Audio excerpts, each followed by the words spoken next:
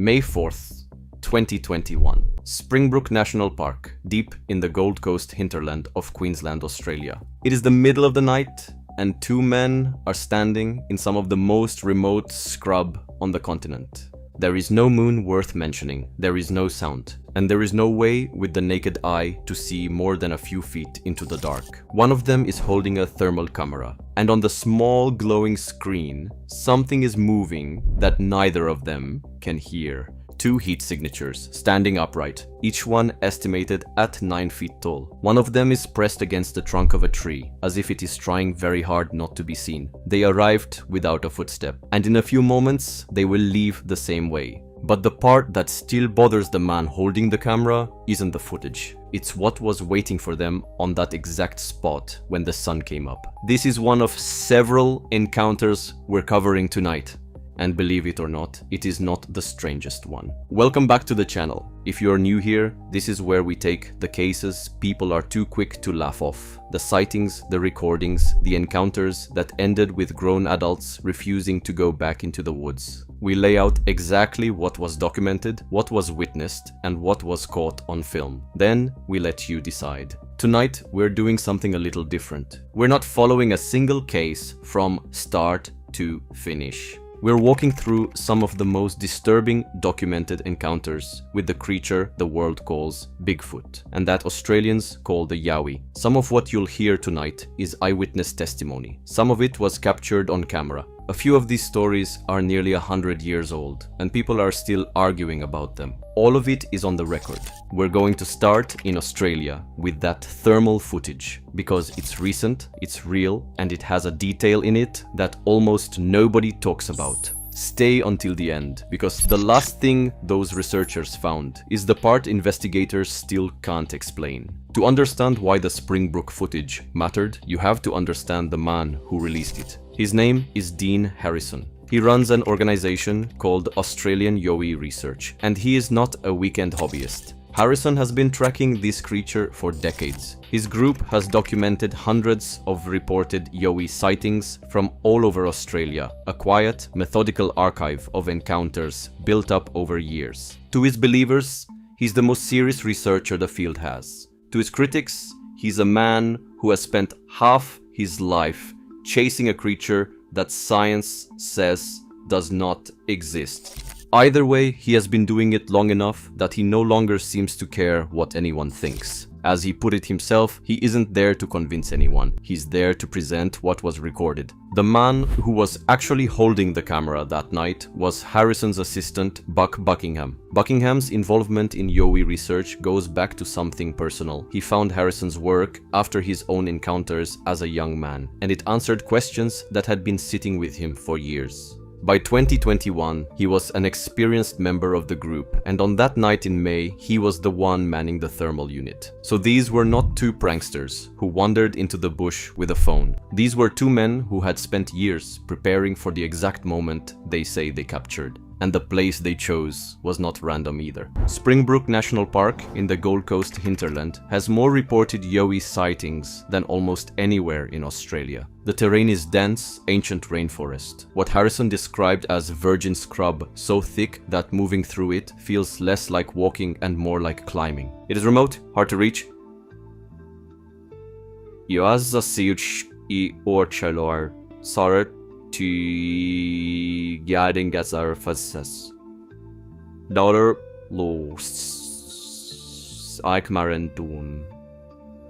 If you wanted to pick the single most likely spot on the continent to encounter the thing, this is where you'd go. That's exactly why they were there. The expedition was an overnight one. The team spread out through the bush in the dark, with Buckingham working the thermal camera, a device that doesn't care about moonlight or shadow, because it doesn't see light at all. It sees heat. A warm body against cold rainforest lights up like a flare, no matter how well it's hidden. And that, according to Harrison, is the only reason they ever knew anything was there. On the screen, in the dense scrub, the camera picked up two large heat signatures. Two upright shapes, far bigger than a person. What stops people cold when they hear the account is what the men did not experience. they heard nothing. No branches breaking, no footfalls, no movement through that ladder-thick scrub that Harrison said was almost impossible for a human to cross quietly. The figures arrived in total silence, and according to the researchers, they left in total silence too. By Harrison's own admission, without the thermal cameras, they would never have known anything had been standing there at all.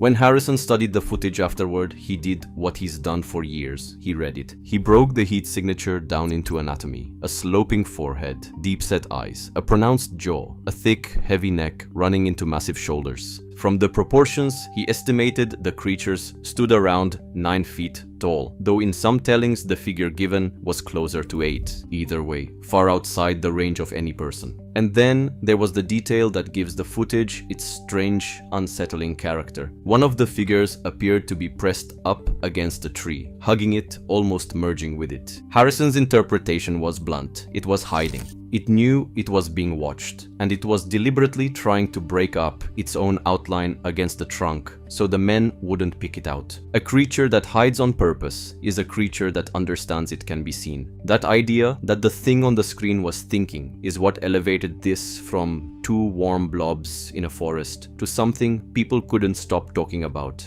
Here is the part of the Springbrook case that, even now, gets left out of most retellings. According to Harrison, at some point in the early hours of the morning, while the team was still inside the park, something was left behind. On the exact spot where Buckingham had been standing when he filmed the two figures, 4 markers were placed, arranged, deliberately set down where the man with the camera had stood. Sit with the logic of that for a second. This was a remote location. By the researchers' account, there were no other people anywhere near them, the scrub was too thick, the spot too far from any trail, and they'd seen no one for the entire trip. Harrison was adamant on this point. There were no humans in that area, just them and whatever they had filmed. So who arranged the markers? Harrison's answer was the one that makes the hair on your arms stand up. He believed it was the creature, that the thing he had been chasing for decades had circled back in the dark, found the precise place its watchers had stood, and left a sign. Not an attack, not a threat, an acknowledgement, as if to say, I know you were here. I know exactly where you stood, and I was close enough to come back to it. That's the image that should be burned into your mind for the rest of this video, not the footage of the two giants in the trees. The idea that after the cameras were down, the thing being filmed was still out there in the dark,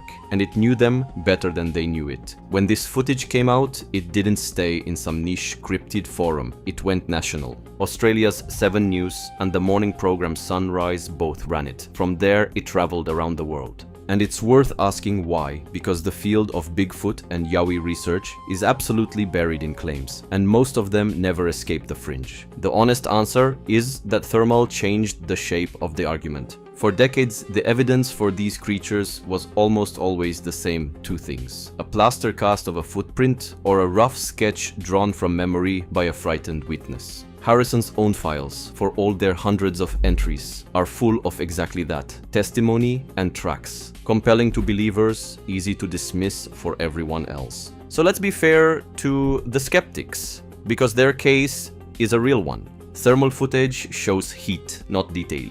Two warm shapes in the dark are open to interpretation. Your brain is wired to find faces and bodies in vague forms, and a glowing blob will happily become a monster if you want it to. There's no scale reference in the dark, so a 9-foot estimate is just that, an estimate. And the warm signature in a forest could be a great many ordinary things. From a known animal to a person the researchers simply didn't know was there.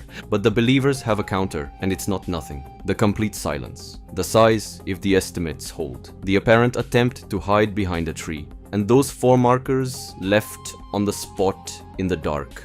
Put those together, the argument goes, and it was just an animal starts to require almost as much faith as it was a Yowie. We're not going to settle that here. We're just going to let both versions stand, because the next encounters on this list pull the exact same trick on your certainty. Here's the thing about the Yowie. It isn't a uniquely Australian problem. The same creature, silent, enormous, gone before you understand what you're looking at, has been reported on nearly every continent, under a dozen different names. Springbrook is just the most recent night someone came back changed. It is very far from the first. Bluff Creek, California, October 20th, 1967. This is the big one.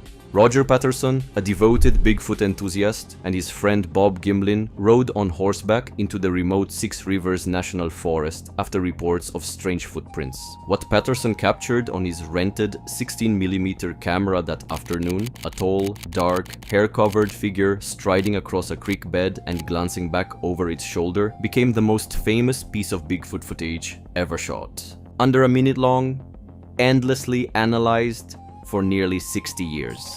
Special effects artists, primatologists, and skeptics have all taken their swing at it, and the strange truth is that no one has ever definitively debunked it. The creature, nicknamed Patty, is still the benchmark every later claim, including a thermal camera in Australia, gets measured against. To this day, the only thing everyone agrees on is that the debate never ended. Toba Inlet, British Columbia, 1924. This one isn't footage, it's an abduction. A Swedish-born Canadian prospector named Albert Ostman was on a prospecting trip near Toba Inlet when he claimed he was picked up in the night, still inside his sleeping bag, and carried for hours through the wilderness. When he was finally set down, he said he was surrounded by a family of 4 of the creatures, 2 adults and 2 juveniles, the largest male standing around 8 feet tall. Ostman said he was held for 6 days before he managed to escape. He kept the story to himself for more than 30 years, only telling it publicly in 1957. And here's the detail that keeps people up at night. When a magistrate later questioned him at length, specifically trying to break his account, he came away describing Ostman as completely sound and unable to find a single flaw in the story. Mount St. Helens, Washington, July 1924. The same year, on the other side of the border, 5 gold miners working a claim called the Vander White had an encounter that reads less like a sighting and more like a siege. For nights, they'd heard whistling and heavy thumping in the dark around their cabin. Then one night, according to miner Fred Beck, the creatures came. Rocks hammered the cabin walls and roof until daybreak, while the men sheltered inside with their rifles. Beck claimed he fired at one of them near the edge of the gorge and saw it fall. The story hit the newspapers, set off a regional ape hunt, and gave the place the name it still carries today, Ape Canyon. A game warden at the time called the whole thing nonsense. And yet, generations later, researchers located the actual cabin site 6 brutal miles into the backcountry, with spent rifle cartridges right where Beck said they'd be. And back to Australia. What ties all of this to Springbrook is that Harrison's archive is full of the same notes, decade after decade. People describing a silent giant that watched them and vanished. Different countries, different names, the same story told by people who, mostly, had never heard each other's versions. That's either the most persistent coincidence in human history, or it's something else. So let's go back to where we started. Springbrook National Park, the middle of the night, 2 men and a thermal camera. That footage is still online. You can watch the 2 heat signatures rise up out of the dark for yourself. The 4 markers were never explained. And Dean Harrison, decades into this, still goes back out into that scrub at night, still pointing his cameras into the black, still waiting for the thing that walks without a sound. Here's what gets me. Strip away the arguments about whether it's real and you're left with a pattern that refuses to go away. A camera in Australia in 2021. A film reel in California in 1967. A prospector's sleeping bag in 1924. Miners under siege the same summer. Across 100 years and half the planet, the descriptions rhyme something massive, something silent, something that watches you and is gone before you can be sure it was ever there. Maybe every one of these is a misread shadow, a costume, a campfire story that got out of hand. Or maybe the reason the stories rhyme is that they're all describing the same thing. The cameras saw something. What it was is still standing out there in the dark, unanswered. If this one got under your skin, do me a favor, hit like, subscribe, and tell me down in the comments which of these encounters you'd least want to live through. The thermal footage, the 6 days in that valley, or the night the rocks came down at Ape Canyon. Let me know. And stick around. The next one we're covering might be the most disturbing yet.